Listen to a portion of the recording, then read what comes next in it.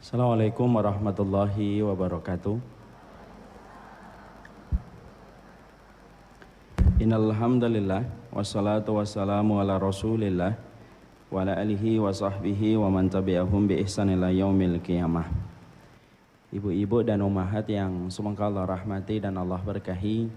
Alhamdulillah, tentunya kita senantiasa bersyukur kepada Allah atas seluruh nikmat yang Allah berikan kepada kita. Karena sesungguhnya Allah sempurna di dalam namanya, sempurna pula di dalam sifatnya, sempurna pula di dalam ketentuan dan syariatnya. Tidak ada manusia yang paling beruntung kecuali mereka yang telah beriman kepada Allah. Karena beriman kepada Allah dan menggantungkan hidup dan hati kita kepada Allah merupakan obat dari semua kegetiran dalam kehidupan kita. Siapapun yang dia hanya berharap kepada Allah yang maha besar, maka saking begitu besarnya Allah sampai kita tidak membutuhkan orang lain bagi mereka yang telah beriman kepada Allah secara jujur. Tetapi siapapun manusia yang mereka tidak pernah mencukupkan dirinya dengan Allah, maka dia akan menjadi manusia yang paling menderita dan paling sengsara dalam kehidupan. Makanya kesengsaraan dalam kehidupan kita itu penyebabnya banyak. Tapi salah satu penyebab kesengsaraan dalam kehidupan kita yaitu adalah ketika kita tidak menggantungkan hidup kita dan tidak menggantungkan jiwa kita hanya kepadanya. Kepada Allah tentunya kita selalu menggantungkan hidup kita. Kepada Allah kita beriman, kepadanya kita bersyukur, dan kita berharap dan kita berdoa setiap waktunya. Semoga Allah tidak pernah meninggalkan kita walaupun sekejap mata. Amin insyaallah. Alhamdulillah, pada kesempatan hari ini kita akan melanjutkan kajian kita, yaitu 175 Jalan ke Surga. Sebelum kita membahas itu, tentunya kita harus paham manusia itu dalam pusaran keimanan kepada hari akhir, dan manusia dalam keterkaitan dengan masalah surga itu terbagi menjadi beberapa kelompok. Jadi ternyata manusia ketika sudah dibicarakan tentang masalah surga, setidaknya manusia itu memiliki beberapa karakteristik sesuai dengan kelompok-kelompok mereka. Ada yang pertama, yaitu adalah kelompok manusia yang mereka itu tidak sama sekali mengimani hari akhir dan tidak mengimani akhirat, tidak mengimani tentang masalah surga dan tidak mengimani tentang masalah neraka. Inilah orang-orang yang sering kita sebut dengan orang-orang komunis. Orang yang mereka itu menafikan keimanan mereka kepada hari akhir. Mereka mempercayai dan mereka mengatakan bahwasanya kehidupan mereka itu hanyalah melalui masa waktu yang telah ada pada kehidupan mereka. Namutu wa nahya illa yamutuna illa dahr. Tidaklah mereka hidup, tidaklah mereka mati, kecuali yang mematikan dan menghidupkan mereka itu hanyalah masalah waktu. Dan itu kita dapatkan komunis ini adalah mereka yang tidak percaya kepada hari akhir dan tidak percaya kepada konsep kehidupan akhirat. Tidak ada kedudukan surga pada hati mereka dan tidak ada kedudukan neraka di dalam jiwa mereka. Dan komunis ini sebenarnya kita sekarang bagi menjadi dua, Ibu. Ada komunis yang sifatnya betul-betul komunis, dia tidak percaya sekali sama Tuhan. Ada yang agnostik. Agnostik itu mereka percaya agama tetapi mereka tidak mau beramal, walaupun sebenarnya hampir sama saja. Ini merupakan kelompok yang pertama sebagaimana Allah sampaikan di dalam surat Al-Jaziyah ayat yang ke-24. Wa qalu ma hiya illa hayatuna dunya namutu wa nahya wa ma yuhlikuna illa dahr. Mereka kemudian berkata, orang-orang yang berpaham sebagaimana paham yang Allah sampaikan pada ayat ini, tidaklah kami hidup dan tidaklah kami mati, kecuali yang menghidupkan dan mematikan kami itu hanyalah masa. Dan ini kelompok yang pertama.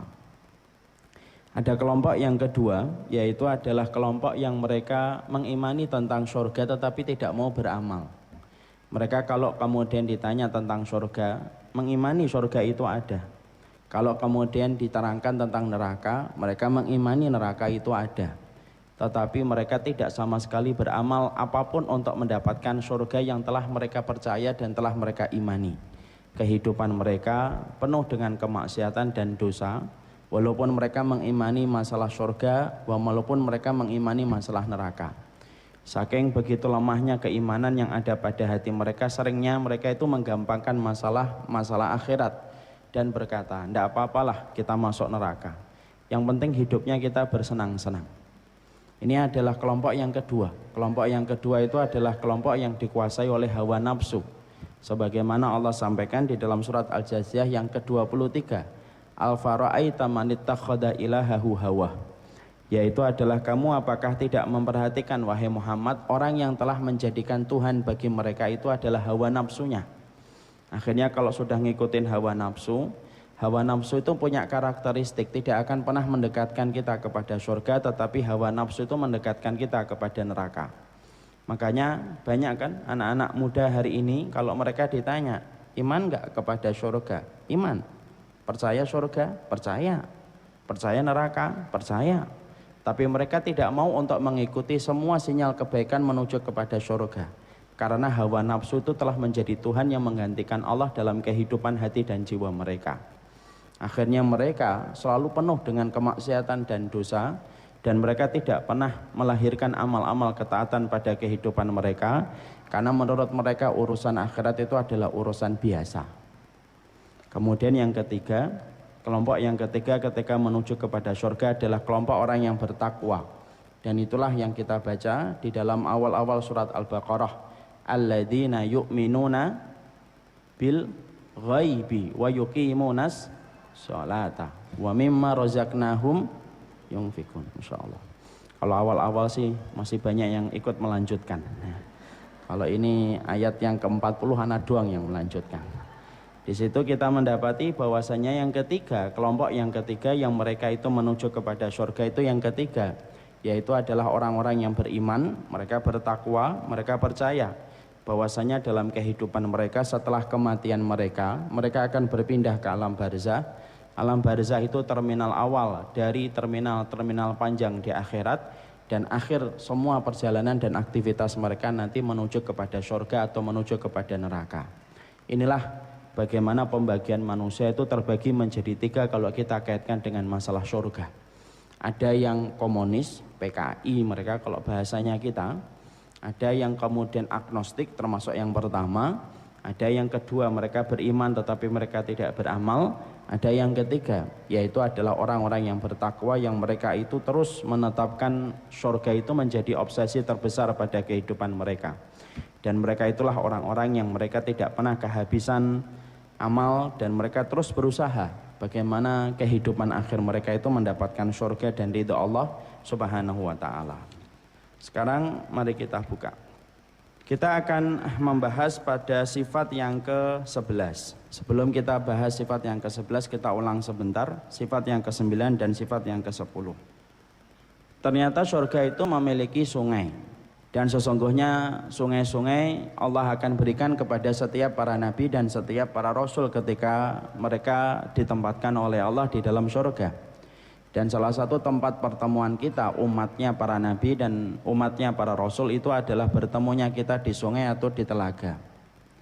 Tentunya kita sudah membahas ada beberapa orang yang akan bertemu dengan Rasulullah pada telaga yang Allah berikan kepada Nabi Muhammad SAW. Telaga Nabi merupakan telaga yang paling luas, sungainya Nabi merupakan sungai yang paling bersih, sungai yang paling dalam, sungai yang paling nikmat dan paling indah, dan itu merupakan sungai yang dinamakan atau telaga yang dinamakan dengan Al-Kautsar. Ada beberapa orang yang tidak akan berjumpa dan tidak akan bertemu dengan Rasulullah pada telaga Al-Kautsar. Siapa mereka? Mereka yang tidak akan pernah bertemu dengan Rasulullah pada telaga Al-Kautsar. Sebagaimana dikatakan di dalam salah satu hadis yang sahih, Rasulullah SAW ketika menunggu setiap umatnya nanti pada waktu di telaga Al-Kautsar kelak dalam kehidupan di surga, datanglah umatnya beliau yang begitu banyak. Rasulullah mengenali mereka dari bekas air wudhu yang mereka pernah lakukan dalam kehidupan mereka. Lalu kemudian ternyata ketika umat yang begitu banyak akan mendatangi Rasulullah, ternyata Allah membuat batasan dinding yang begitu tebal yang tidak bisa menjadikan umatnya Nabi berjumpa dan bertemu dengan Rasulullah SAW di telaga Al-Kautsar. Saking begitu banyaknya Rasulullah sampai kemudian berkata, ummati ummati, mereka itu adalah umatku, mereka itu adalah umatku. Kenapa mereka tidak berkumpul, bercengkrama dengan aku pada telaga Al-Kautsar ini? Lalu kemudian dijawab oleh Allah, innahum ummatuka walakinnahum ghayyaru ba'daka.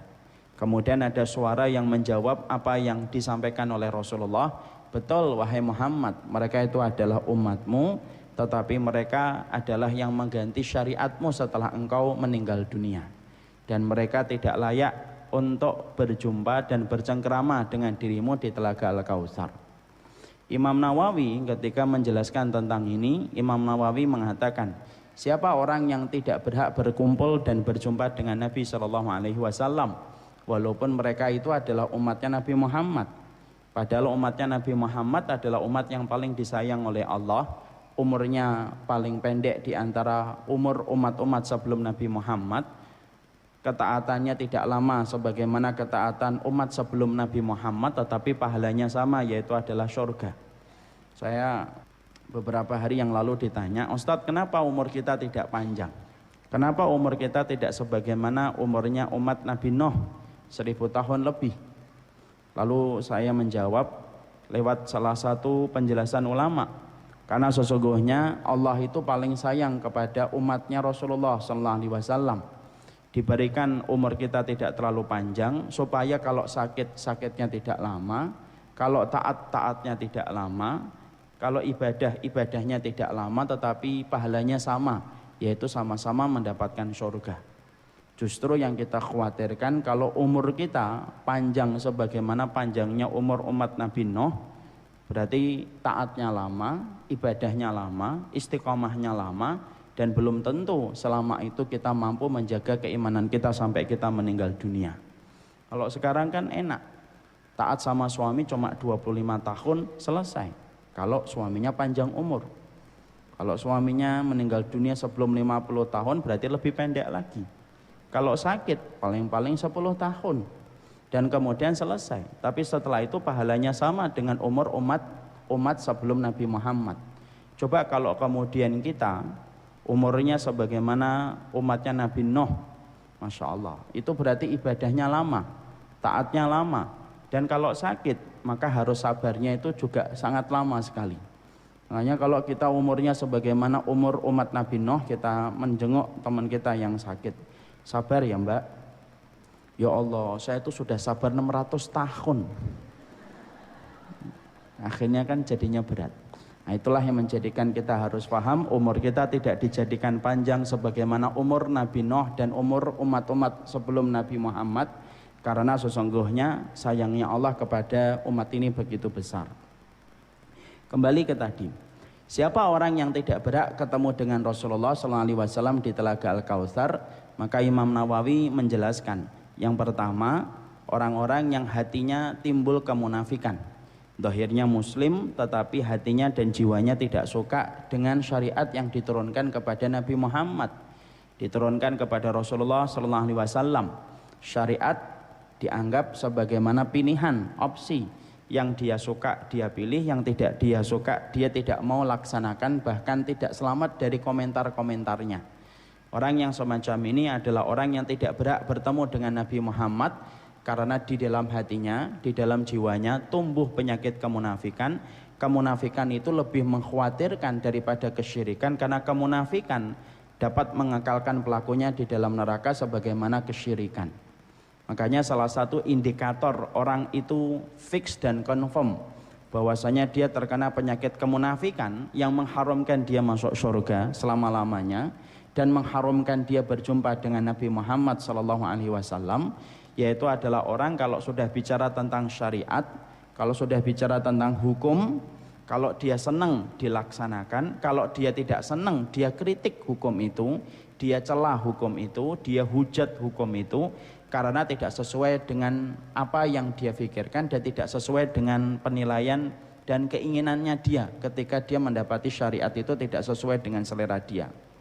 Maka orang yang semacam itu adalah termasuk salah satu indikator orang yang terkena penyakit kemunafikan. Dan orang yang terkena penyakit kemunafikan sama dengan orang musyrik, tidak akan masuk surga selama-lamanya dan tidak akan pernah berjumpa dengan Rasulullah SAW. Makanya maaf ibu, saya, bapak, Kalau kita sudah berhadapan dengan syariat, tidak ada komentar yang bisa kita lakukan kecuali satu. Dalilnya apa? Kalau dalilnya sudah didatangkan dari kitabullah dan sunnah dan tidak ada perbedaan para ulama, sudah kita imani, kita terima, patuh tanpa syarat, taat tanpa tapi. Walaupun kita belum mampu bisa untuk mengerjakannya, tapi jangan pernah mengkritik semua yang kemudian belum bisa kita kerjakan. Ada orang kemudian misalkan jilbab, dia tahu itu wajib tapi belum bisa mengerjakan, maka lebih baik dia berkata, saya tahu jilbab itu wajib tapi saya belum mampu mengerjakan. Orang semacam ini tidak bisa disebut orang munafik. Orang semacam ini disebut orang yang lemah iman. Harus dibantu, harus didorong supaya dia mampu untuk merespon dan supaya mampu untuk melaksanakan perintahnya Allah. Beda dengan orang munafik. Orang munafik itu kalau dia mendapati satu perintah, misalkan jilbab, dia akan mengomentari, saya tidak suka dengan jilbab. Menurut saya jilbab itu hanyalah tradisi. Menurut saya jilbab itu terlalu ngatur-ngatur dan mengekang dunia perempuan. Nah, ini sudah termasuk perkataan orang munafik. Karena ada orang yang tidak pakai jilbab, bisa jadi karena lemah iman, dan kewajiban kita untuk menuntunnya supaya dia mampu menutup auratnya. Tapi kemudian ada orang yang tidak pakai jilbab karena penyakit kemunafikan yang tumbuh di dalam hatinya dan jiwanya. Dan itu beda di sisi Allah Subhanahu wa taala. Orang yang mengaku lemah iman ketika tidak mampu melaksanakan syariat, Allah akan membantunya. Kalau tidak hari ini, mungkin besok. Kalau tidak besok, mungkin lusa. Tapi kelemahan dia yang dia akui di hadapan Allah yang menjadikan Allah akan menuntunnya menuju kebaikan.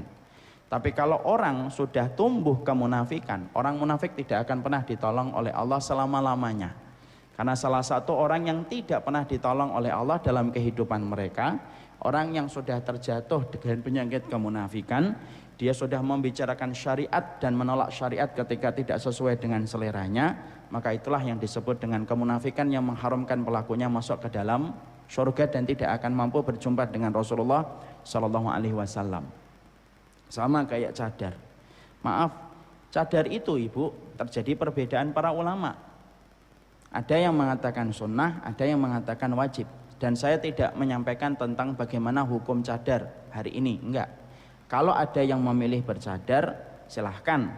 Kalau ada yang memilih tidak bercadar pun, itu pun merupakan bagian dari perkataan para ulama. Tapi yang saya komentari, kapan seseorang itu terindikasi kemunafikan kalau berkaitan tentang cadar? Kalau dia kemudian mengomentari cadar dengan perkataan-perkataan yang sifatnya tidak selayaknya perkataan itu ditujukan kepada syariatnya Allah. Dia tidak pakai cadar, istrinya nggak pakai cadar, tapi dia berkata, cadar itu apa sih? Celemek ditaruh di wajah. Ngapain sih kayak gitu itu? Nah, ini sudah mengomentari tentang syariat Allah. Kalau kemudian dia misalkan tidak pakai cadar, kenapa tidak pakai cadar? Ya, saya mengambil pendapat cadar itu sunnah, tidak apa-apa.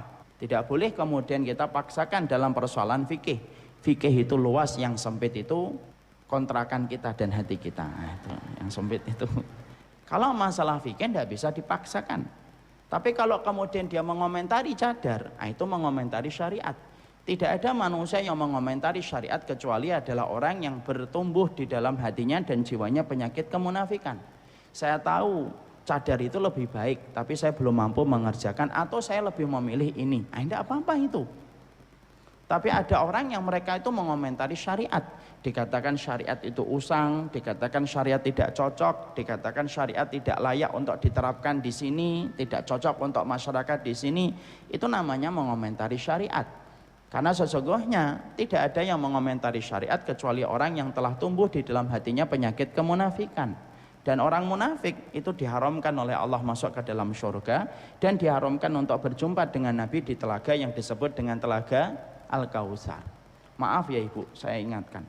Orang yang suka mencela-cela syariat walaupun dia tidak mengerjakannya, tapi dia mencelanya, maka sangat besar kemungkinan akhir hidupnya tidak akan pernah husnul khatimah dan besar kemungkinan matinya su'ul khatimah.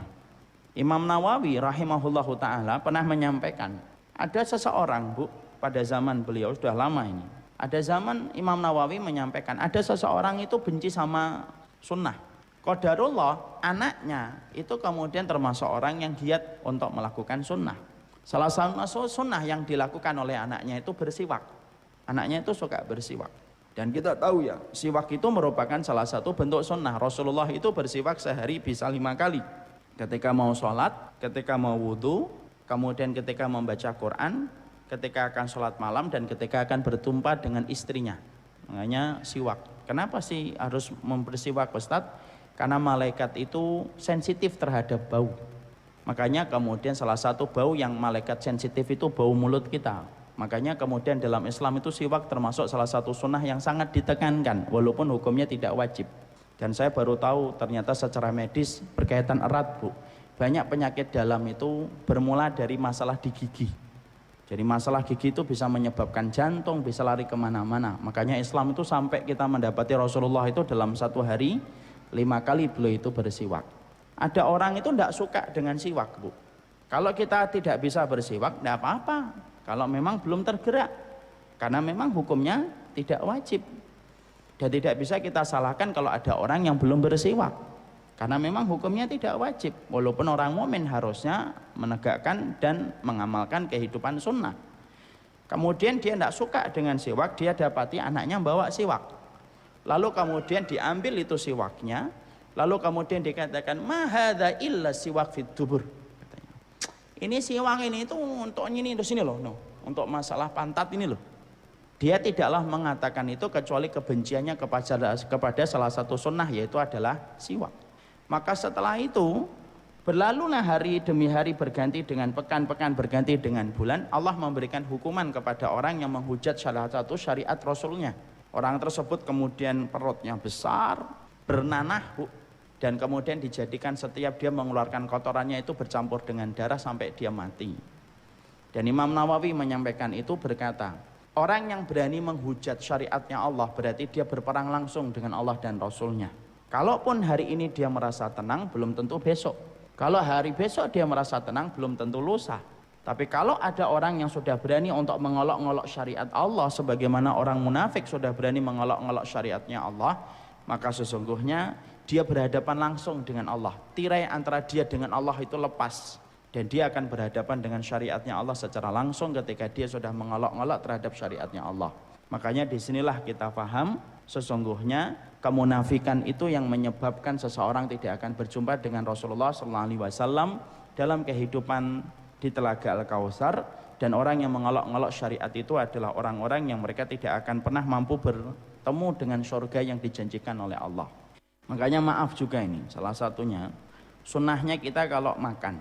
Kita ini kalau makan boleh pakai sendok atau tidak boleh pakai sendok? Bingung kan? Ya, mulai ragu kan. Saya nggak mengatakan tangan. Boleh pakai sendok atau tidak boleh pakai sendok? Boleh, tidak ada masalah. Tapi kalau kita pakai tangan lebih baik atau tidak? Lebih baik.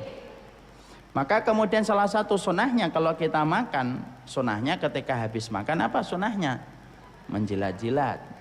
Dan secara ilmu medis membuktikan di sini ada enzim yang membantu menormalkan apa yang kita makan di dalam perut kita. Itu sunnah, tidak wajib. Jadi kalau ada seseorang ketika dia makan, kok dia tidak menjilat-jilatkan, tidak usah dikomentari. Tidak sunnah ini, tidak usah gitu. Jangan gitulah, karena itu perkara mustahab.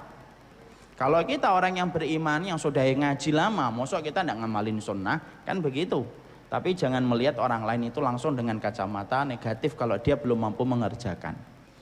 Ketika kita menjilat-jilat, maka tentunya ada adabnya, tidak demonstratif, ya, tidak perlu. Tetapi cukup bagi kita kemudian mengerjakan kalau bisa ditutup supaya menghindari perasaan orang yang belum paham terhadap syariat. Ada nggak teman-teman kita yang belum paham terhadap syariat? Ada, dan kita harus menghormatinya. Maka maaf, itu hanyalah masalah perkara mustahab, tapi itu syariat. Mustahab itu apa? Kalau kamu kerjakan mendapatkan pahala, kalau kamu tidak ngerjakan tidak apa-apa. Tapi maaf, tidak sedikit dari kaum muslimin yang belum mendapatkan petunjuk ilmu, mereka itu mengomentari menjilat-jilat makanan itu menjijikkan. Apa sih? Gak usah dijilat-jilat gitu, menjijikkan. Gak usah dijilat-jilat. Sekarang kita bedah, Bu, mengatakan bahwasanya salah satu syariat Nabi dengan menjijikkan berarti secara tidak sadar kita telah menuduh Nabi itu menjijikkan. menjijikkan. Mungkin nggak ada penghuni surga yang menjijikkan, nggak ada Bu. Kalaupun ada yang berat menjijikkan itu harusnya orang yang tidak beriman kepada Allah dan tidak beriman kepada Rasul. Nabi tidak mungkin mencontohkan yang menjijikkan. Makanya maaf, kalau ada orang yang masih mengatakan menjilat tangan menjijikkan, itu yang menjijikkan apanya? Wong ini tangan itu tangan kita sendiri kok, kecuali tangan orang lain. Sini. Nah itu baru menjijikkan. Dan maaf, harusnya yang lebih layak untuk dikatakan menjijikkan itu adalah sendok. Kenapa? Karena sendok bukan dari badan kita. Kalau tangan itu kan di badan kita sendiri. Dan itu tidak ada yang menjijikkan sebenarnya. Makanya maaf ya Bu, kalau kita ngomongin menjijikkan itu sendok sebenarnya. Kalau mau dikatakan menjijikkan. Coba kita lihat itu soto di depan. Tanya sama pedagangnya. Ini jualan soto sudah berapa lama Mas? 3 tahun. Seharinya berapa mangkok? 200 mangkok. Sudah 3 tahun ya. 200 mulut dikalikan 3 tahun. Harusnya lebih menjijikkan. Artinya jangan suka komentar gitu loh. Menjijikkan, jangan gitu. Nggak mampu mengerjakan, tidak bisa mengerjakan, tidak apa-apa kok. Saya habis makan, saya tidak menjilat-jilat. Saya dosa atau tidak dosa? Enggak. Tapi kalau kemudian tiba-tiba ibu-ibu nanti ngelihat ada temennya ketika habis makan dijilat-jilat, tidak usah dikomentari. Menjijikkan. Jangan gitu. Karena sesungguhnya apa? Syariat Nabi itu cuma satu, patuh tanpa syarat, taat tanpa tapi. Nah, itu yang kita harus pahami. Yang kedua, orang yang tidak akan berjumpa dengan Rasulullah yaitu adalah mereka yang murtad setelah mereka beriman. Nah, itu tidak akan berjumpa dengan Rasulullah walaupun mereka kelihatan bekas wudunya. Kemudian yang ketiga, orang-orang yang melakukan perkara-perkara yang menyimpang dan tidak dicontohkan oleh Rasulullah SAW dalam perkara-perkara bid'ah, maka mereka tidak akan berjumpa dengan Rasulullah SAW. Dan saya ingatkan Bu, bid'ah itu tidak sesederhana yang sering kita pandang selama ini. Bid'ah itu setidaknya ada 2. Ada bid'ah mukaffirah, ada bid'ah ghairu mukaffirah. Ada bid'ah yang menyebabkan pelakunya bisa terjatuh ke dalam kekafiran. Ada perkara bid'ah yang tidak menyebabkan perkara kekafiran. Dan maaf, tidak setiap orang yang melakukan satu bid'ah langsung bisa disebut dengan ahlul bid'ah. Dan bisa jadi kadang-kadang kita menjumpai, kita harus mengerti bahwasanya banyak persoalan-persoalan yang masuk dalam ranah perbedaan para ulama tetapi dikatakan itu perkara bid'ah dan itu kesalahan. Jadi kalau kemudian ranahnya perbedaan para ulama, ya jangan dikatakan itu bid'ah. Kenapa? Karena salah satu perkara yang merusak dalam kehidupan agama adalah orang yang begitu gemar untuk gampang memvonis saudaranya tanpa dia perhatikan kaedah-kaedah yang benar sebelum dia jatuhkan vonis tersebut. Bid'ah itu ada, iya. Bid'ah itu dilakukan oleh sebagian besar, iya. Tapi gampang membid'ahkan itu juga termasuk salah satu kesalahan. Makanya kalau kemudian kita sebelum mengatakan orang ini ahlul bid'ah, ada banyak sekali kaedah yang harus diterapkan. Dan kaedah itu harusnya yang menerapkan adalah para ulama dan bukan sembarangan setiap orang. Kalau hari ini enggak Bu, setiap orang berlomba-lomba untuk memvonis. Kadang-kadang dia ngaji baru 1 kali, 2 kali sudah begitu gampang untuk menjatuhkan vonis bid'ah. Bahkan dalam perkara-perkara yang sifatnya terjadi perbedaan para ulama, terkadang dia pun begitu gampang untuk menjatuhkan vonis itu. Dan itu perkara yang juga merusak dalam persaudaraan. Makanya sesungguhnya perkara yang kita hindari dan kita khawatirkan itu perkara bid'ah. Tapi saya wanti-wanti menasihati kepada diri saya, jangan gampang-gampang menetapkan orang itu terjatuh dalam perilaku bid'ah. Harus mengerti kapan itu bid'ah, kapan itu perbedaan para ulama. Dan kita harus paham yang harusnya menjatuhkan vonis itu bukan ibu, bukan saya. Tetapi yang bisa menjatuhkan vonis itu harusnya adalah orang-orang yang berpredikat sebagai ahlul ilmi, yang dia ditunjuk oleh negara, institusi resmi, baru kemudian dia bisa mengatakan ini sesat, ini tidak sesat. Kalau sekarang enggak. Kalau setiap orang itu hari ini baru belajar sekali 2 kali, sudah belajar untuk memvonis. Dia potong-potong video, dia vonis. Dia potong-potong satu tulisan, dia vonis. Akhirnya apa? Akhirnya masalah-masalah ilmu jadinya ruwet hari ini. Disebabkan keruwetan itu ketika khilaf itu sampai kepada orang bodoh, maka sesungguhnya kemadharatan dan keburukan itu lebih besar daripada manfaatnya.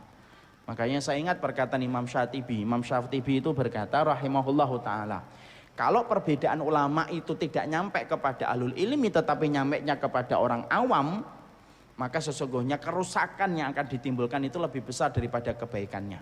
Dan itu yang menjadikan kita harus memahami, belajar sunnah itu tidak menjadikan diri kita gampang untuk memvonis. Belajar sunnah itu dan berkomitmen kepada sunnah itu bukan menjadikan kita tidak memaklumi adanya perbedaan para ulama, tetapi belajar sunnah itu juga berkomitmen untuk menjalin persaudaraan di antara orang yang beriman. Kalau sekarang itu kan enggak, kadang-kadang perbedaan para ulama disikapi dengan kata-kata yang sudah langsung vonis berat, dikatakan bukan sunnah, dikatakan ahlul bid'ah dengan begitu gampang. Maaf ya, kalau ibu saya sudah mengatakan ini bukan ahlus sunnah, ini bukan sunnah, berarti kita telah mengancamnya dengan neraka. Karena apa? Karena sesungguhnya kalau ada orang sudah dikatakan dan dikategorikan tidak sunnah, berarti dia tidak layak berada di surga. Karena surga itu hanya ditempati bagi mereka yang mencintai Rasulullah. Dan akhirnya itu tuduhan berat. Dan akhirnya siapapun yang sudah begitu gampang untuk mengentari dan memberikan vonis kepada saudaranya, monggo persiapkan berkasmu, nanti kamu akan ketemu dia. Kalau enggak di dunia, kamu akan ketemu dia di akhirat. Kalau kemudian dia menuntut keadilan kepada Allah, Zat yang maha adil, Zat yang membenci setiap kezaliman. Makanya sering saya sampaikan di banyak kesempatan, memberi udzur, salah memberi udzur itu lebih baik daripada salah memvonis. Dan saya heran, Bu, kadang-kadang hari ini baru LC aja sudah memvonis begitu gampang. Lah Ustadz kan LC, makanya baru MA sudah gampang dia memvonis. Dan akhirnya sekarang vonis itu tidak dilakukan pada otoritas resmi, Bu. Vonis itu kemudian dilakukan oleh setiap ustadz dengan begitu gampang di setiap masjid-masjid yang mereka miliki dengan komunitas yang mereka dapati. Sudah. Akhirnya keluar vonis ini, keluar vonis ini, keluar vonis itu, keluar vonis ini. Dan akhirnya apa? Keruwetan dan banyaknya permusuhan terjadi ketika persoalan perbedaan itu tidak sampai kepada ahlul ilmi tetapi sampainya kepada orang-orang yang bodoh. Dan kita harus paham, kulturnya sunnah itu memaklumi perbedaan. Saya ulangi lagi, kulturnya sunnah itu memaklumi perbedaan. Masa Ustaz? Iya. Mana dalilnya antum bahwasanya kulturnya sunnah itu memaklumi perbedaan? Oke, saya akan datangkan dalilnya. Saya akan menyampaikan dalil yang terjadi antara Abdullah bin Mas'ud dengan Utsman bin Affan radhiyallahu anhuma. Abdullah bin Mas'ud itu adalah salah satu ulama para sahabat. Saya ingatkan, ulama para sahabat. Berarti keilmuannya luar biasa atau tidak? Luar biasa. Bukan hanya ulama Jabodetabek, ulamanya para sahabat. Berarti luar biasa kapasitas ilmunya. Beliau ditanya, gimana hukumnya kalau kita safar sholat, apakah kita mengambil hukum itmam sempurna atau ngambil rukhsah? Abdullah bin Mas'ud mengatakan ambil rukhsah. Dari duhur 4 menjadi 2, asar menjadi 2, maghrib tetap 3, isya jadi 2. Itu kalau kita safar. Lalu beliau ditanya, gimana kalau ada orang safar, dia tidak mengambil rukhsah tetapi kemudian dia mengambil sempurna? Perhatikan jawaban Abdullah bin Mas'ud, mukhalafatun lil aula. Kalau ada orang safar kok kemudian dia tidak mengambil hukum rukhsah tetapi mengambil hukum sempurna, berarti dia menyelisih pendapat yang lebih kuat. Jelas ini perkataan Abdullah bin Mas'ud? Jelas. Sampai satu waktu Abdullah bin Mas'ud itu kemudian safar menuju ke Mekah bersama dengan rombongan para sahabat. Ketika sampai di Mekah, maka kemudian ditunaikan sholat. Yang kemudian ditunjuk menjadi imam itu adalah Utsman, karena kedudukan Utsman yang begitu besar di hati Rasulullah, sampai 2 putrinya saja dinikahkan dengan Utsman jadi imam. Padahal Utsman bin Affan radhiyallahu anhu itu memiliki ijtihad dan pendapat yang berbeda dengan pendapatnya Abdullah bin Mas'ud. Utsman itu berkata, safar itu kalau sudah nyampe, namanya safar nazil, itu kemudian dia mengambil hukum sempurna. Duhur jadi 4, asar jadi 4, isya jadi 4 kalau sudah nyampe. Beda nggak dengan apa yang disampaikan oleh Abdullah bin Mas'ud? Beda. Ketika ditunaikan sholat, iqamat ditunaikan, para sahabat itu ngeliatin Abdullah bin Mas'ud, kira-kira sholat nggak di belakangnya Utsman bin Affan. Ternyata Utsman bin Affan sholat menjadi imam, lalu kemudian menjadi imam. Abdullah bin Mas'ud kemudian sholat di belakangnya Utsman bin Affan. Sempurna atau rukhsah? Sempurna. Setelah selepas sholat bubar, orang mendatangi Abdullah bin Mas'ud. Loh, kamu yang ngomong kalau sholat ketika safar itu sempurna, itu menyelisih pendapat yang lebih kuat. Kamu baru saja sholatnya sempurna di belakangnya Utsman. Lihat apa jawaban Abdullah bin Mas'ud. Al-khilafu syarrun. Memelihara perbedaan yang bisa menyebabkan perpecahan di antara kaum muslimin itu buruk. Dan Abdullah bin Mas'ud rela melepaskan pendapatnya, mengikuti pendapatnya Utsman bin Affan untuk menjaga kecintaan dan persatuan di antara kaum muslimin. Jadi kalau ada orang hari ini menggiring kita bahwasanya kalau kita ngikutin sunnah itu seakan-akan kita itu kemudian harus membenci orang yang beriman, saya itu bingung dalilnya dari mana. Tetapi kalau kemudian kita ngikutin dan faham tentang kulturnya sunnah, kita akan mendapati bahwasanya kulturnya sunnah itu kemudian menjadikan kita itu berkomitmen untuk mencintai orang yang beriman. Perbedaan-perbedaan yang masih bisa untuk kemudian kita maklumi, ya diletakkan dalam konteksnya supaya menghindarkan kita dari permusuhan. Itu yang kita harus paham. Makanya saya kalau ditanya, Ustadz konsepnya antum apa kalau sudah bersama dengan para ustadz yang lainnya? Konsepnya saya membaur tanpa melebur. Apa yang saya pegang dan apa yang saya yakini tetap saya yakini, tidak pernah berubah. Tapi tetap melebur, tapi kemudian tetap membaur. Tanpa melebur itu apa? Selama saya belum mendapatkan pendapat yang lebih kuat dari pendapat yang saya pilih, ya saya tetap meyakini pendapat itu. Dan kemudian kaedahnya itu kaedah ahlul kiblah. Selama mereka itu tetap beriman kepada Allah, sholatnya tetap menghadap ke arah Ka'bah, selama kemudian mereka tetap memegang pokok-pokok akidah yang besar dan pokok, maka mereka itu saudara kita. Dan itu yang saya ambil. Makanya saya selalu ditanya, kaedahnya antum apa? Membaur tanpa melebur. Dan saya tidak pernah berubah. Apa yang saya yakin tetap saya yakini, kecuali dalam pendapat-pendapat yang saya lihat ada pendapat yang lebih kuat, nah baru kemudian saya akan memilih untuk pendapat yang lebih kuat. Kalau sekarang kan enggak, Bu. Seakan-akan kalau kita itu memusuhi orang yang beriman itu seakan-akan kita ngikutin Rasul. Ya atau tidak? Tapi kalau seakan-akan kemudian kita itu mengajak orang bersaudara, seakan-akan kita tidak ngikutin Rasul. Loh, gimana ini? Dan kita kemudian termakan dengan upaya itu, narasi itu tutur makan itu masuk ke dalam pikiran kita. Kalau kita ngikutin sunnah itu berarti kemudian kita itu tidak boleh bersama siapapun. Kecuali kelompok kita sendiri dan golongan kita sendiri. Rusak kalau kayak gitu. Kalau kemudian kita sudah ngikutin sunnah, kemudian ditambah kita ngikutin sunnah dengan kebencian kita kepada orang yang beriman. Orang yang membenci orang beriman itu minimal dia tidak akan mau bertegur sapa. Itu minim. Maksimal dia akan menjatuhkan kehormatannya. Coba lihat ibu kalau sudah nggak senang sama orang dan tidak kuat mempertahankan sikap, bagaimana kalau kita tidak suka sama orang? Minimal kita tegur sapa aja nggak mau, salam aja nggak mau. Maksimal menjatuhkan kehormatannya. Menjatuhkan kehormatan lebih parah daripada zina. Bukan berarti zina itu ringan ya. Oh zinanya ringan. Nah, menjatuhkan kehormatan lebih besar. Dan akhirnya kita dapatkan banyak orang kadang-kadang satu masjid, satu imam yang sama, imamnya sama, kemudian keluar dari masjid hanya karena beda masalah 1 dan 2, itu rela untuk tidak mau negur sapa, tidak mau memberikan salam, tidak mau memberikan senyum. Dan itu banyak terjadi di banyak komunitas dan banyak masjid. Dan itu tidak boleh dibiarkan. Kondisi itu berlarut-larut. Seakan-akan bahwasanya kalau kita ingin bertemu dengan Nabi di Telaga Al-Kautsar itu seakan-akan kita harus menyesatkan setiap orang itu. Seakan-akan kemudian kita harus membenci setiap orang supaya kita bisa ketemu dengan Nabi di Telaga Al-Kautsar. Ya salah kalau pikiran kita kayak gitu.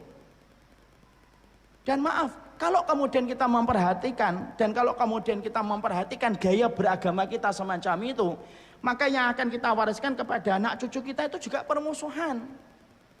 Nanti anak-anak kita akan komentar, Bu. Anak-anak kita akan mengatakan, ibumu kalau ngajinya itu sama ustadz itu. Kalau ibuku ngajinya sama ustadz ini.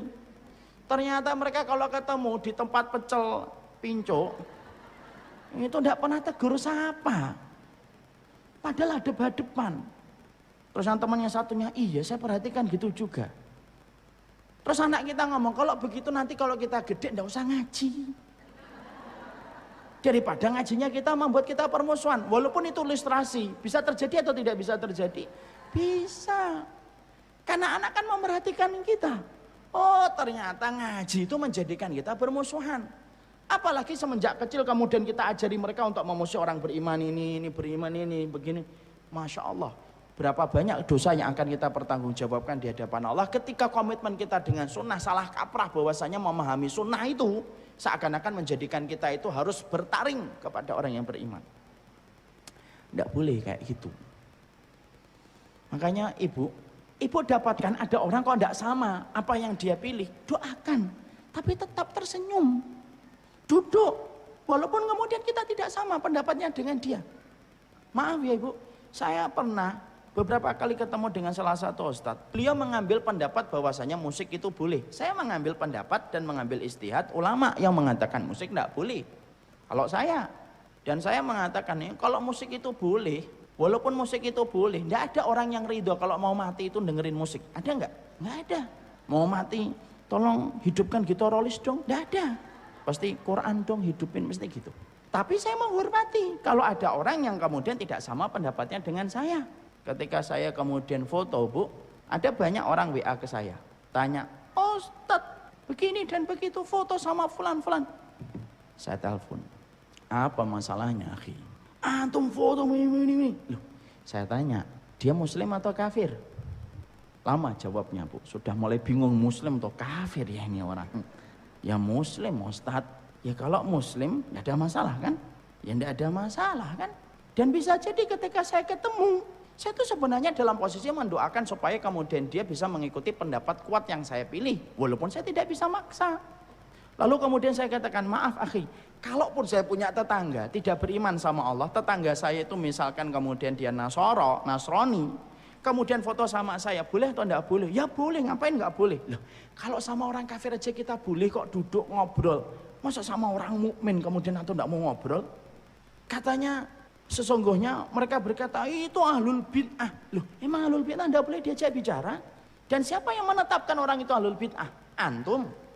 Sejak kapan sejak kapan kemudian umat ini memberikan legitimasi bagi antum untuk gampang memvonis dan kemudian kita harus ngikutin vonis antum?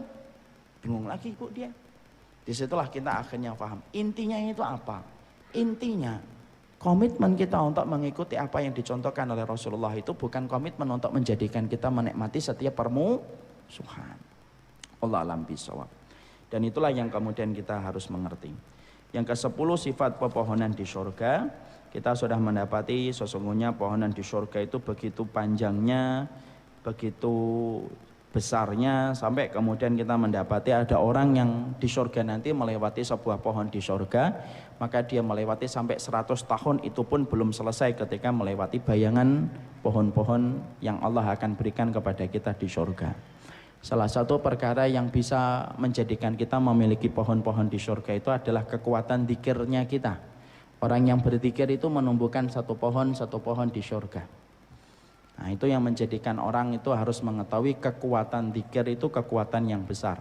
Allah membersamai kepada mereka yang senantiasa berzikir, dan salah satu pahala cash dan kontan bagi orang yang senantiasa berzikir kepada Allah, Allah akan berikan kepada mereka sebuah pohon-pohon di surga yang mereka akan jumpai dari kehidupan di surga, dari ucapan dzikir yang mereka ucapkan ketika pada kehidupan di dunia.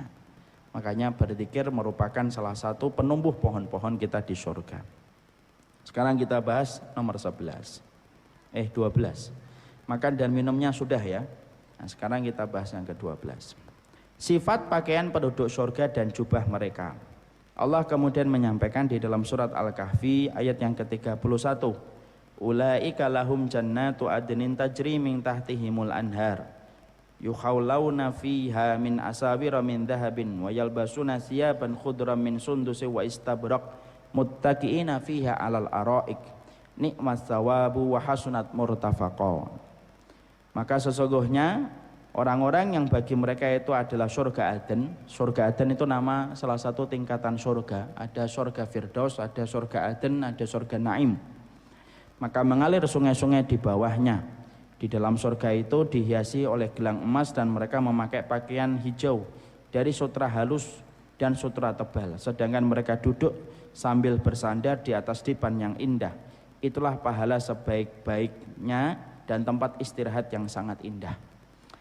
Pada surat Al-Kahfi ini kita bisa membayangkan salah satu di antara kenikmatan para penduduk surga itu, mereka itu akan duduk yaitu di atas dipan, kemudian di pinggir-pinggir sungai. Kalau kita bayangkan sebagaimana ibu di pematang sawah, lalu kemudian istirahat di atas dipan, melihat bagaimana aliran sungai itu, lalu kemudian Allah memberikan kepada mereka pakaian-pakaian dari emas dan sutra-sutra hijau yang sangat lembut. Berarti pada surat Al-Kahfi ini menjelaskan kepada kita bahwasanya setiap penduduk surga nanti akan mendapatkan pakaian-pakaian yang terbaik. Dan itu Allah sudah tetapkan dan Allah muliakan maka penduduk surga itu dengan pakaian mereka. Saya mengingatkan ibu masalah pakaian supaya kita paham. Masalah pakaian itu adalah masalah yang tidak ringan di hadapan Allah. Karena salah satu di antara syariat yang hari ini banyak diremehkan itu syariat yang mengatur masalah pakaian. Padahal kalau kita perhatikan, tidak ada Rabb, tidak ada ilah yang paling detail mengatur masalah pakaian kecuali adalah Allah Subhanahu wa Ta'ala. Maaf ya, sampai-sampai kita meninggal pun itu masih diatur bagaimana syariat orang yang meninggal ketika diberikan pakaian. Makanya orang yang meninggal dunia dibungkus dengan kain kafan, ditutupi.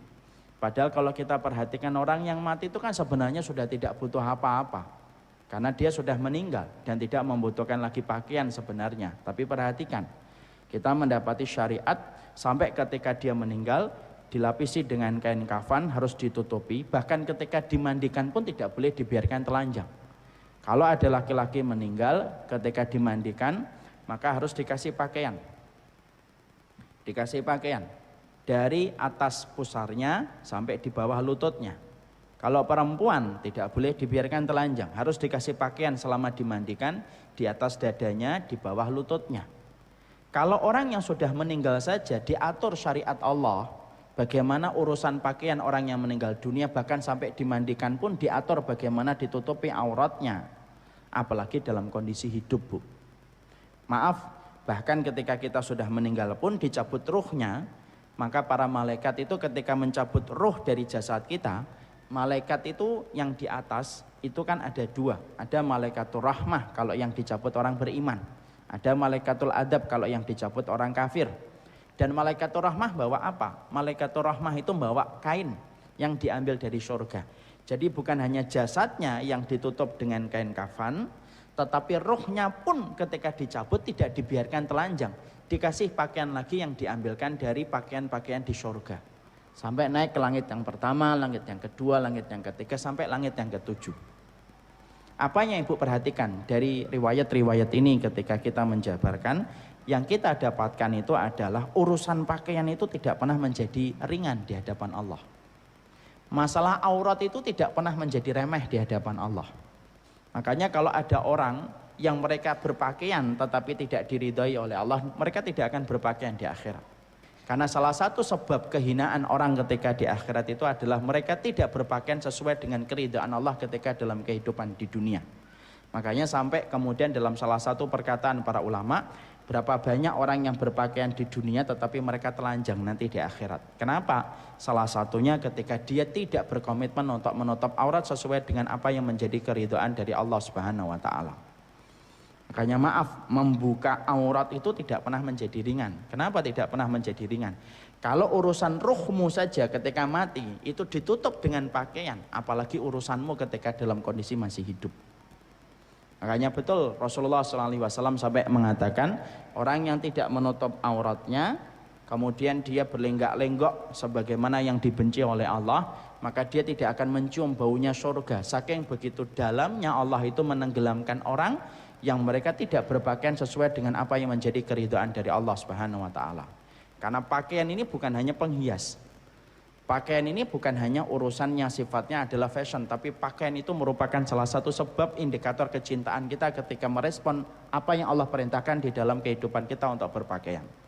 Makanya ibu kalau punya anak belum berpakaian semenjak dia balik, Tidak ada doa yang paling sering harus dipanjatkan orang tua kalau mendapati putrinya sudah menginjak balik, kecuali meminta kepada Allah supaya putrinya cepat dibolak-balikan hatinya oleh Allah untuk menutup auratnya. Karena apa? Membuka aurat itu hitungannya bukan per jam, tapi hitungannya per detik, yang akan kemudian ditampakkan oleh Allah dosa itu ketika nanti diadili oleh Allah Subhanahu wa taala. Makanya kalau ibu kemudian hari ini sudah menutup auratnya, saya menyarankan nanti kalau sodakoh, salah satu di antara fungsi kita sodakoh itu fungsinya apa? Yaitu untuk menutupi kesalahannya ibu dulu ketika dari masa balik sampai menutup auratnya itu terbentang jarak 4-6 tahun baru kemudian menutup aurat. Karena di antara wanita ada yang memakai dan menutup auratnya semenjak dia nikah, ada wanita yang kemudian dia menutup auratnya baru ketika dia punya anak, kemudian ada wanita yang baru nutup auratnya ketika dia sudah punya cucu. Ini agak kebangetan tapi ya alhamdulillah. Tapi kemudian terbentang jaraknya lama. Dan itu merupakan dosa yang tidak sedikit, dan itu bukan dosa yang remeh. Karena masalah pakaian itu bukan menjadi sesuatu yang sifatnya remeh di hadapan Allah. Kita kalau ngeremehkan masalah pakaian, itu berarti kita tidak kenal dengan Rob yang kita sembah begitu detailnya ngatur masalah pakaian. Masalah pakaian, masalah lidah aja dibahas sama Allah kok. Masalah ludah aja dibahas syariatnya sama Allah, apalagi masalah pakaian. Makanya salah satu kenikmatan surga yang diceritakan oleh Allah itu masalah pakaian. Karena apa? Pakaian itu menunjukkan indikator komitmen kita untuk mencintai Allah, itu salah satunya dengan berpakaian sesuai dengan keridhaan yang Allah kemudian berikan dalam kehidupan kita. Makanya sampai detail kan, pakaian itu tidak boleh menyerupai laki-laki, tidak boleh menyerupai perempuan, dilaknat laki-laki dan perempuan yang menyerupai dengan lawan jenisnya. Kenapa sampai sedetail itu? Harus longgar, harus kemudian menutup auratnya yang mana? Kenapa sampai sedetail itu?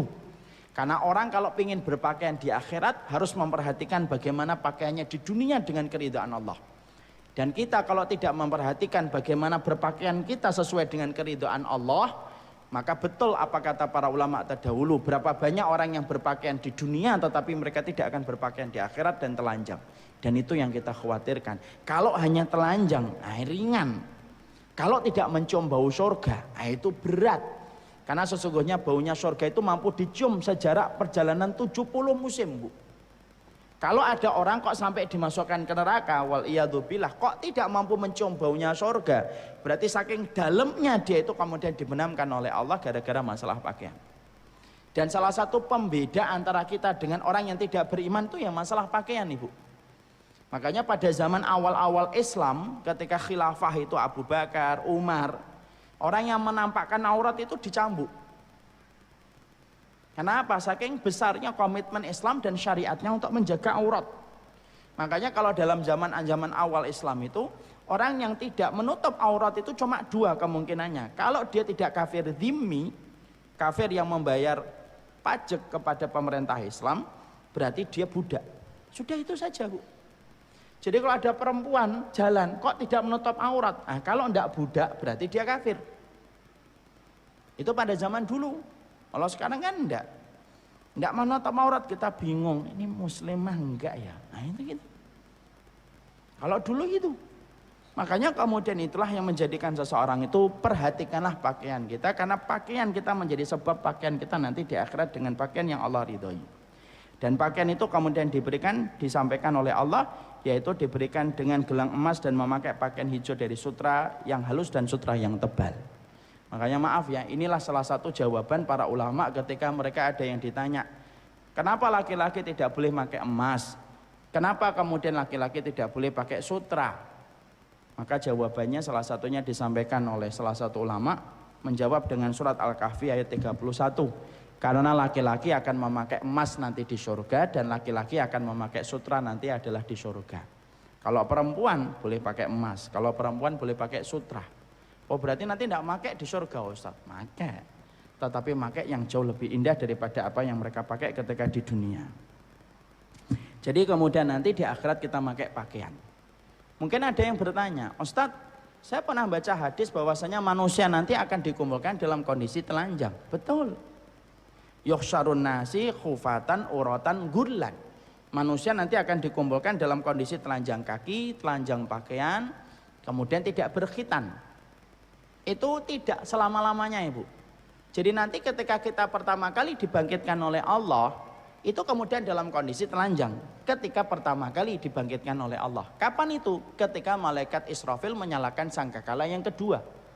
Karena sesungguhnya malaikat Israfil menyalakan sangkakala itu ada 2 kali. Ada yang mengatakan 3, ada yang mengatakan 2. Sangkakala yang pertama ditiupkan oleh malaikat Israfil, semua yang ada alam semesta ini rusak. Yang tersisa yaitu makhluk yang Allah ridhoi dan Allah tetapkan. Siapa? Sebagian ulama mengatakan yang masih tersisa malaikat Jibril, malaikat maut, dan malaikat Israfil.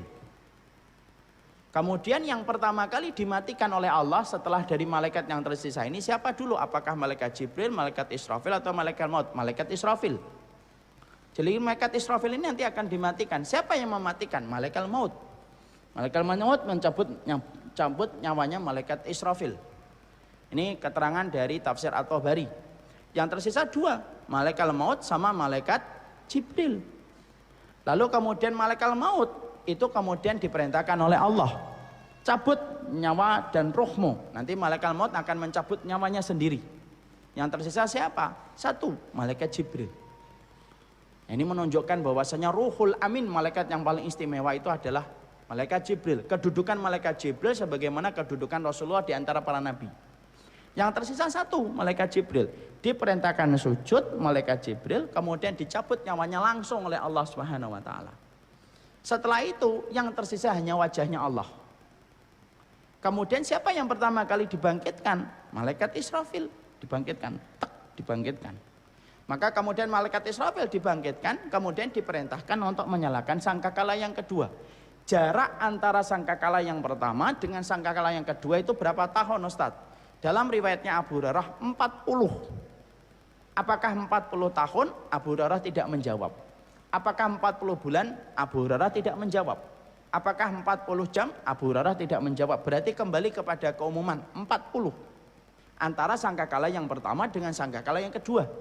Maka pertama kali yang disuruh untuk kemudian meniupkan sangkakala yang kedua malaikat Israfil. Ya, sangkakala yang kedua itu menghidupkan manusia semuanya dan seluruh makhluk yang kemudian Allah berikan kepadanya ruh, hidup kembali. Semuanya hidup. Dan nanti kita bangkitkan dari kubur itu beda-beda kondisinya ketika malaikat Israfil menyalakan sangkakala yang kedua. Ada yang ketika dibangkitkan, kemudian dia sebagaimana orang yang mabuk, orang kesetanan, kayak kerasukan jin. Dia marah-marah tanpa jelas. Siapa? Orang yang makan riba tetapi kemudian tidak bertobat sampai mati.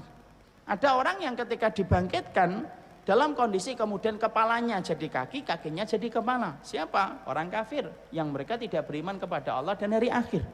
Ada orang yang dibangkitkan dalam posisi kemudian wajahnya tidak ada dagingnya. Siapa? Orang yang suka minta-minta padahal dia dalam kondisi sudah mendapatkan kecukupan. Ada orang yang dibangkitkan dalam kondisi senyum, tenang, darahnya masih menetes, tapi dia dalam kondisi tenang. Siapa? Orang yang mati syahid. Dia nanti orang mati syahid itu ketika pada waktu dikumpulkan, diarahkan ke padang mahsyar, dia dalam kondisi tenang. Yang lain ketakutan, Bu. Yang tenang itu orang yang mati syahid. Darahnya masih ngalir, tapi dia tenang. Senyum dia. Seakan-akan kemudian dia baru bangun tidur. Ada yang kemudian dibangkitkan dari kubur, kemudian langsung talbiyah. Labbaik Allahumma labbaik, labbaik la syarika laka labbaik. Siapa ini? Orang yang mati ketika pada waktu umrah dan pada waktu haji sebelum tahallul. Ada orang yang dibangkitkan dalam kondisi miring-miring. Nah, ini pastinya ibu-ibu sudah tahu. Ini siapa? Orang yang kemudian poligami ketika dia tidak adil. Tapi kalau adil, tegak atau tidak tegak? Tegak. Kalau adil gagah dia. Nah, gitu. Jadi jangan hanya ngeliat yang miring, Bu. Ada banyak yang tegak juga. Tuh rasain, kan gitu kan. Itu bahasa ndak enak itu sebenarnya. Padahal kemudian banyak yang tegak. Siapa orang yang kemudian dia berbuat poligami dan dia adil? Semuanya nanti akan dibangkitkan sesuai dengan apa yang mereka lakukan. Kemudian diarahkan ke padang mahsyar. Ini urutannya ya.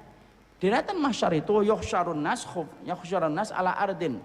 Kemudian baydhain safrain kakursatin naki laisa fiha alamun li ahadin. Rasulullah kemudian mengatakan nanti manusia akan dikumpulkan di padang mahsyar. Padang mahsyar itu tanahnya tidak sama kayak tanah kita di dunia.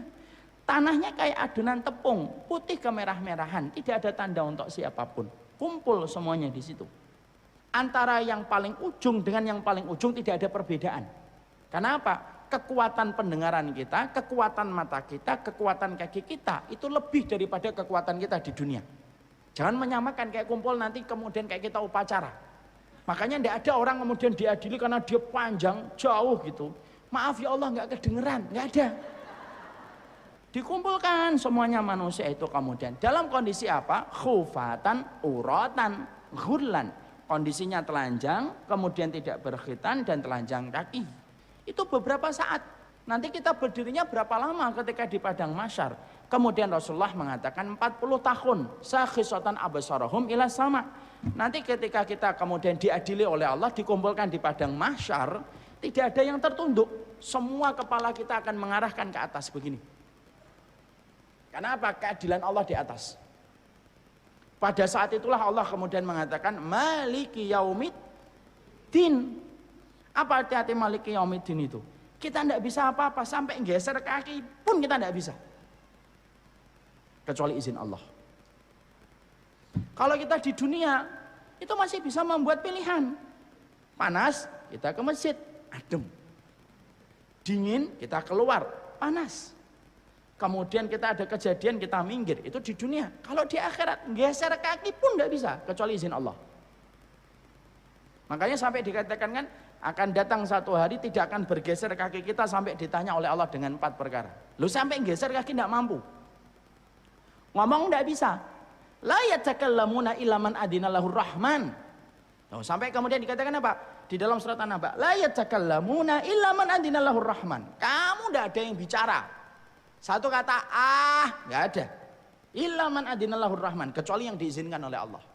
Sampai segitunya, makanya Allah mengatakan apa? Maliki yaumiddin. Akulah yang kemudian menggenggam hari pembalasan. Saking Allah itu menggenggam kita, Bu. Ngomong kita tidak bisa. Kita begini, berapa tahun? 40 tahun perjalanan akhirat, waktunya akhirat. Dalam kondisi telanjang, setelah itu akan dikasih pakaian oleh Allah. Siapa yang pertama kali dikasih pakaian oleh Allah? Nabi Ibrahim. Inna awwala ma yuksa yaumal qiyamati Ibrahim. Pertama kali orang yang akan diberikan pakaian ketika nanti dibangkitkan di akhirat itu Nabi Ibrahim. Pakaian kita sebelum ke surga, sebelum mendapatkan pakaian dari sutra dan emas, pakaian kita dari apa? Dari kain kafan yang kita kenakan ketika meninggal dunia. Makanya sampai-sampai kan kita disunahkan kalau kita akan meninggal dunia itu memilih kain kafan yang bagus. Kenapa? Karena kain kafan itu yang kemudian akan dikenakan kembali oleh kita ketika dikumpulkan, ketika disidang oleh Allah selama 40 tahun dalam perjalanan akhirat. Itu berpakaian. Ya.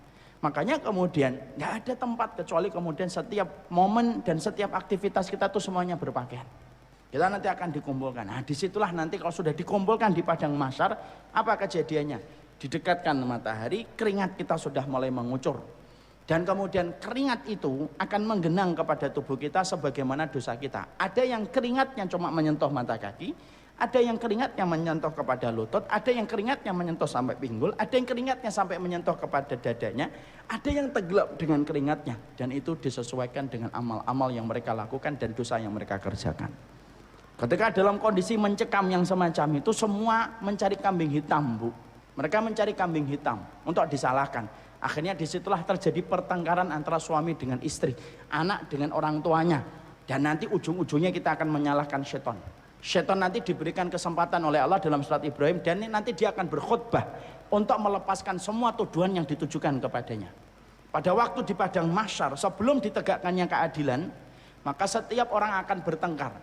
Suami akan menggugat istrinya, istri akan menggugat suaminya. Sang suami akan berkata, kamu tahu aku melakukan yang haram tetapi kamu diam.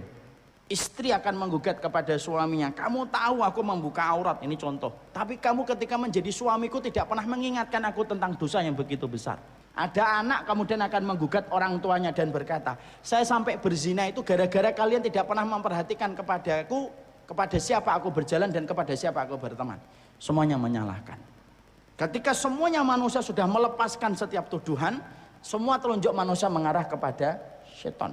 Nah disitulah syaitan, iblis itu diberikan kesempatan untuk melepaskan dari semua tuduhan dan akhirnya dia khutbah. Dan itulah khutbah terakhirnya iblis sebelum semua manusia yang mengikuti iblis dimasukkan ke dalam neraka. Nah itu yang kita harus pahami. Setelah itu baru kemudian dimasukkan ke dalam surga. Dan di dalam surga itu terdapat sebuah pakaian. pakaiannya itu pakaian dari sutra yang halus dan sutra yang tebal. Ustadz, berarti kita dalam kehidupan dunia tidak boleh pakai sutra? Tidak boleh, bagi laki-laki tidak boleh pakai sutra.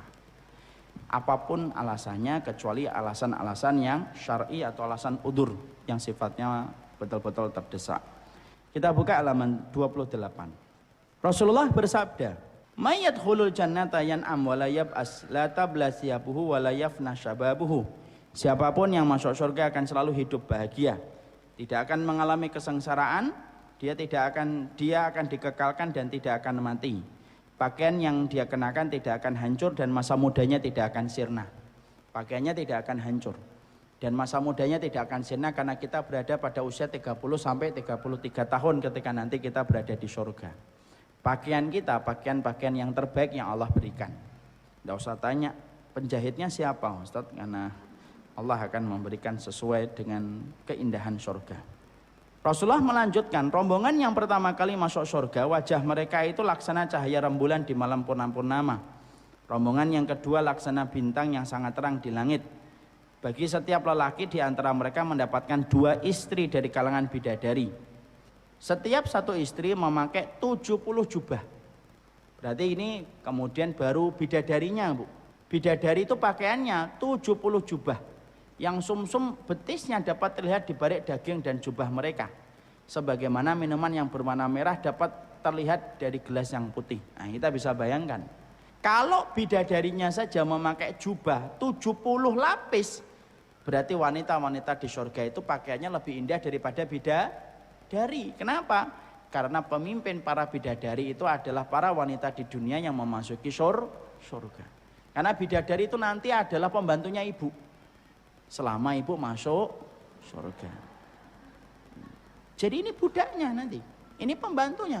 Kalau pembantunya ibu aja memakai 70 lapis jubah, walaupun 70 lapis itu masih terlihat bagaimana betisnya, saking indahnya para bidadari itu. Jangan khawatir, Bu, tidak usah cemburu. Karena kecantikan wanita di dunia melebihi kecantikan para bidadari. Tapi nanti ketika di surga. Kalau sekarang, maaf, masih cantikan bidadari. Makanya kenapa, Ustadz? Sudah sering saya sampaikan di sini. Kenapa wanita di dunia nanti menjadi pemimpin para bidadari? Padahal bidadari itu betisnya aja kelihatan walaupun memakai 70 lapis jubah. Karena sesungguhnya para bidadari hanya diciptakan tidak pernah melewati pengorbanan dan ibadah dan ketaatan. Mereka hanya diciptakan di surga. Adapun wanita di dunia yang memasuki surga, dia melewati air mata, dia melewati darah nifas, dia melewati air susu yang disedot sama anaknya, dia ngelewatin banyak kemudian kesedihan ketika bersama suaminya, dia merasakan sakit, merasakan perih, semua itu mengkristal menjadikan dirinya itu menjadi pemimpin para bidadari. Kalau masuk surga. Tapi kebanyakan wanita di surga atau di neraka? Nah, berlindunglah dari neraka. Salah satunya mendapatkan keridhaan dari suami. Maka kemudian itulah. Makanya maaf Ibu, kalau suami kita itu Ustadz nanti sama bidadari itu kerjaannya apa? Maaf, kerjaannya suami bersama dengan para bidadari. Kalau laki-laki itu masuk surga bersama bidadari itu hanya untuk kemudian memberikan syahwatnya saja, nggak lebih, nggak ada pembicaraan, nggak ada ngobrol. Kenapa? Karena memang tidak punya histori dengan bidadari. Karena nanti, maaf ya, karena nanti Ibu, ini rumah kita, kemudian di depan rumah kita itu ada 2 rongga dari mutiara yang dilobangin oleh Allah bagian tengahnya sejarak 60 mil. Nah ini di depan, ini rumah kita. Bidadari di depan ini paviliumnya. Para wanita di surga berada di rumahnya. Berarti lebih tinggi mana? Yang di rumah atau di pavilium? Di rumah. Siapa yang di rumah, Ustadz? Yang di rumah itu adalah para wanita-wanita di dunia yang memasuki surga bersama dengan suami mereka. Kalau bidadari ditempatkan di pavilium. Kegiatan suami kita bersama bidadari hanya mencampurinya saja, nggak lebih. Tidak ada pembicaraan yang kemudian sifatnya itu ngobrol yang menambah kenikmatan. Karena tidak punya histori. Ingat gak kita dulu di kota wisata? Bidadarinya ngomong, loh kapan saya ke kota wisata? Tidak ada. Tapi kalau kemudian para laki-laki ketika bersama dengan istrinya di surga, kan Allah menyampaikan di banyak ayat, kenikmatan laki-laki bersama istrinya kalau di surga itu bukan hanya bercampur, tapi mereka ngobrol. Setiap waktunya kalau nggak ngobrol bercampur. Makanya mereka ngobrol, Masya Allah ya. Dulu kita ngaji, habis itu makan pecel. Ingat dia. Akhirnya mungkin ada ngomong, kamu kok bisa dapat surga sih? Bi, iya karena saya sabar mendapatkan istri kayak kamu. Istrinya ditanya, kamu kok bisa dapat surga? Nanti karena masing-masing kita kalau masuk surga Bu, kita akan mengetahui alasan apa kita dimasukkan ke surga. Dari mana itu Ustadz? Dari catatan kitab yang diberikan oleh Allah kepada kita dari sebelah kanan. Oh ternyata yang memasukkan surga saya itu yang ketika saya pernah ngumrahkan orang. Oh ternyata yang memasukkan saya ke surga itu adalah ketika saya kemudian menghafalkan Quran. Nanti orang itu akan tahu alasan apa dia dimasukkan oleh Allah ke surga. Makanya nanti pembicaraan pertama kali ketika dimasukkan surga, pembicaraannya apa? Obrolan pertama kali. Kalau orang itu kemudian dimasukkan ke surga itu apa? Alasan apa dan amal apa yang memasukkan mereka ke surga. Jadi nanti kalau kita ketemu sama orang tua kita, ibu dan bapak kita, pertama kali ngomongnya, ibu itu amalnya apa yang memasukkan ibu ke surga? Iya nak, dapetin anak kayak kamu itu yang membuat ibu, ya Allah, prihatin selama hidup. Dan menjadikan masuk surga. Dan itu yang Allah sampaikan di dalam surat At-Tur. Makanya pembicaraan, ngobrol, enak. Ingat gak dulu ketika kamu sering ngambek ketika di dunia? Iya ingat, maaf ya Bi, nah, itu di surga. Setelah itu, saya mau pergi dulu, mau kemana? Ke pavilion, ya sudah hati-hati, nah, itu hanya di surga. Itu hanya terjadi di surga. Maka kemudian di situ kita mendapati itulah pakaian bagi penduduk surga. Maka kemudian di sini disampaikan sesungguhnya wa ala kulli zaujatin sab'una khullah, dan kemudian mereka itu akan mendapatkan pakaian, dan pakaian itu salah satu kenikmatan yang Allah tambahkan bagi para penduduk surga. Nah itulah nomor 12. Sekarang nomor 13, sifat ranjang penduduk surga dan dipan-dipan mereka. Gimana sifat ranjangnya Ustadz dan dipan-dipan mereka? Berarti kalau ada ranjang berarti kita ada tidur. Kalau tidur berapa lama? Apakah kemudian nanti ada suami dan istri akan bercampur Ustadz? Gimana sifat percampuran itu? Dan bagaimana kemudian tidurnya kita ketika menjadi penduduk surga? Apakah di surga ada malam dan ada siang? Nah, itulah yang akan kita bahas dalam pertemuan kita selanjutnya insyaallah. Barakallahu fikum, ini yang dapat saya sampaikan supaya Allah memberikan petunjuknya kepada kita dan semoga kita ditunjukkan kepada perkara yang Allah ridhai. Subhanakallahumma wa bihamdika asyhadu an la ilaha illa anta astaghfiruka wa atubu ilaik. Assalamualaikum warahmatullahi wabarakatuh.